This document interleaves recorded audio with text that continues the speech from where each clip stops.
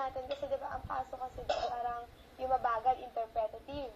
So, nandun na din sa pagka-Pilipino kasi in-interpret natin yung song. Tapos, parang dun sa parang part ni Rins. Sabi ni Kuya yung papakita yung pagka-Pilipino. Hindi naman. Para lang mas ma-aggressive, diba? Kasi diba, kung culture nila, diba, meron yung Korean, meron Chinese, so, may taga-ibang bansa. Kung pagsasama-samahin nila yung mga culture na, nila, ideas nila from their, culture there, sa ibang bansa. Siyempre, para mas makakabuo sila ng mixed ideas na maganda. So, tayo, kung simple lang yung gagawin natin, pag ganun-ganun lang, parang matatabunan tayo. Simple hip-hop. Dapat may something special. Something special. Yung parang, wow, ba't nagkaganon? Ba't may ganon? Tapos biglang may ganon, diba? Hip-hop, nagsasayaw ka ng hip-hop. Tapos, habang, nagtitinti. Hindi.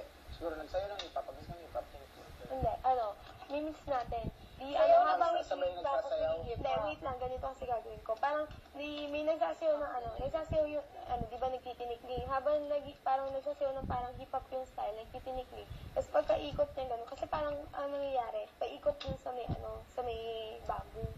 Paikot yun sa may bamboo. Habang umiikot, ay sasayaw ng hip-hop. Tapos sabay tinikling, hip-hop, tinikling, hip-hop. X mo. Parang tinikling hip-hop, sabay yung, ito lang, I mean, kasi, diba, halimbawa, ito yung, balik na rin natin. Ito na, ito yung dalawang bamboo, kunyari. Tapos ito yung nagsasayaw. Habang siya, nagaganon-ganon doon, parang expression niya, yung the way, yung projection, yung move, ganyan. Parang medyo hip-hop. Tapos kapag ikot niya dito, sa una, magsasayaw ng hip-hop. Tapos iikot ulit, para sa tinikling na ba. Tapos mangyayari. Tapos ano pa bang culture ng mga